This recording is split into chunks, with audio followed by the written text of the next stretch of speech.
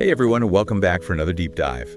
Today, we're going to be looking at something that might seem kind of small at first, but actually has some really big implications, especially as the world gets more and more globalized. And that is pronouncing Asian names correctly. Yeah. You might be thinking, is it really that big of a deal? But trust us on this one, because getting someone's name wrong, especially in like a professional setting, can send all the wrong messages. That's right. We've all had that teacher growing up who just totally butchered our names. Yeah. And it never felt great, did it? Now just imagine that happening over and over again at work. It can have a big impact on how included an employee feels and whether they really feel like they belong there. Okay, yeah, I see what you mean. And haven't there even been some pretty high-profile cases of this, like on the world stage even? Oh yeah, for sure. Remember back in 2018? When Mike Pompeo, the U.S. Secretary of State at the time, called Kim Jong-un Chairman Un? Not a good look. It'd be like calling President Biden President Joe in some super formal setting, Just doesn't exactly scream respect.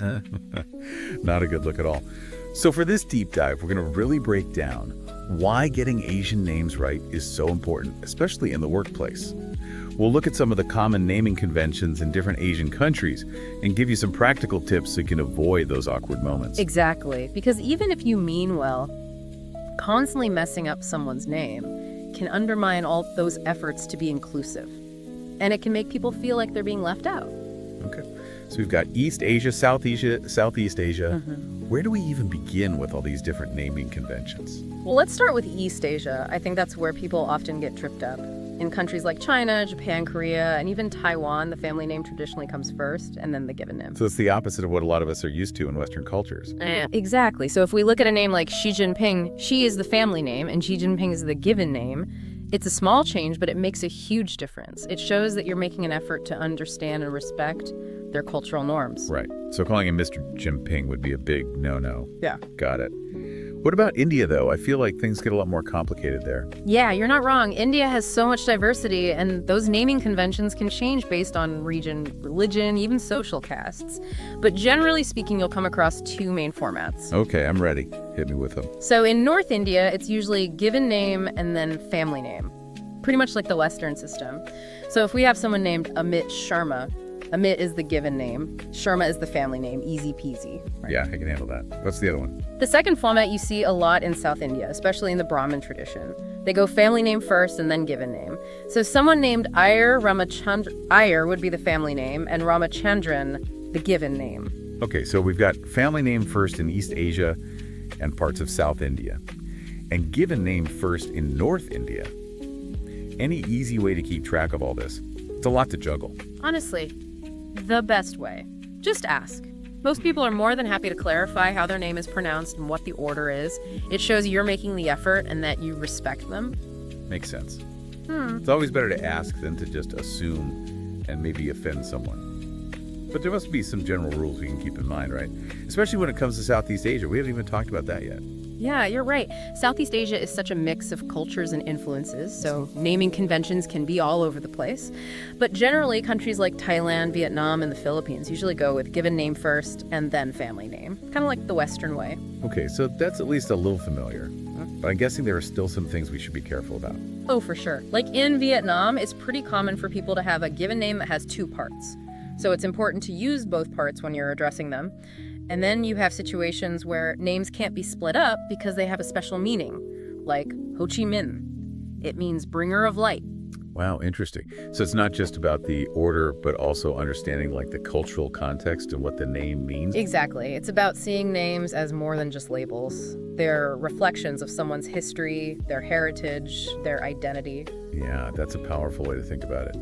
So besides just asking someone for the correct pronunciation and order, what are some other things we can do to make sure we're getting it right? Well, one thing that trips a lot of people up is tones. Oh, right. Tonal languages. I remember learning about those in school, but honestly, I don't really get how they work. Basically, the tone you use when you say a word can completely change what it means. It's kind of like musical notes. A high note versus a low note can totally change the message. So even if you get all the sounds right, if you use the wrong tone, you could end up saying something totally different. Exactly. Like in Mandarin, the same syllable can have 4 different tones and they all have different meanings. So saying someone's name with the wrong tone, it's disrespectful and it could be pretty embarrassing too. Okay, I'm starting to see there's a lot more to this than I thought. So how can we get better at recognizing and using those tones? The key is to really listen carefully. Pay attention to those subtle changes in pitch. Like you're learning a melody, you gotta hear it a few times to get the notes down. So it's all about active listening and repetition. Exactly. Don't be afraid to ask someone to repeat their name a few times, or even to break it down syllable by syllable. It shows that you're really trying to get it right. Makes sense. Are there any apps or websites that can help us out with this? Oh yeah, there are some amazing ones out there designed specifically for this.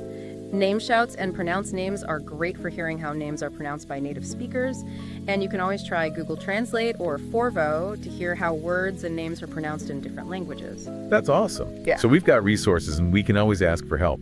It really comes down to just making the effort and showing respect, right? You got it. Every name has a story behind it, and taking the time to pronounce it correctly shows that you recognize and honor that story. You know, it's really striking how much meaning and cultural weight a name can carry. Yeah, it's true. And I think in today's world where diversity and inclusion are so important, getting names right is more than just being polite. You know, it's really about creating a truly welcoming and respectful environment. For sure. Imagine if you're always having your name mispronounced. Or even worse, being called by the wrong name altogether. It can make you feel invisible, like your identity isn't being recognized. Exactly. And at work, that can mean feeling less valued, less confident, less likely to speak up and share your ideas. It could even impact your career and your chances to move up. That's a really good point. Yeah. So for any leaders or managers out there listening, this isn't just about being politically correct. It's about building a workplace where everyone feels seen, heard, and respected. Absolutely. It's about creating a sense of belonging. And that ultimately leads to a more engaged, productive, and innovative workforce. And it all starts with something as simple as learning to pronounce people's names correctly. Well said. So as we wrap up this deep dive, is there one key takeaway you'd like to leave our listeners with? I think the most important thing to remember is that even though all these cultural differences and naming conventions can seem a little overwhelming at first, it really comes down to respect. Respect for people, respect for their cultures, respect for their identities. I love that. And it really highlights the idea that inclusivity isn't just something you check off a list. It's an ongoing process of learning, understanding, and connecting with the people around us. Exactly. It's about embracing those differences, recognizing the value they bring, and creating spaces where everyone feels like they can be themselves. This has been such a great conversation. I feel like I have a whole new understanding of how important names are and why we need to get them right. I'm glad to hear that. And remember, it's okay to make mistakes. We all do. What really matters is being willing to learn, asking for help, and just trying to create a more inclusive and welcoming place for everyone. I couldn't agree more. Thanks for joining us, everyone. We hope you found this deep dive valuable and insightful. And next time you come across a name you're not sure how to pronounce, don't be afraid to ask. It's a simple act of respect that can make a huge difference.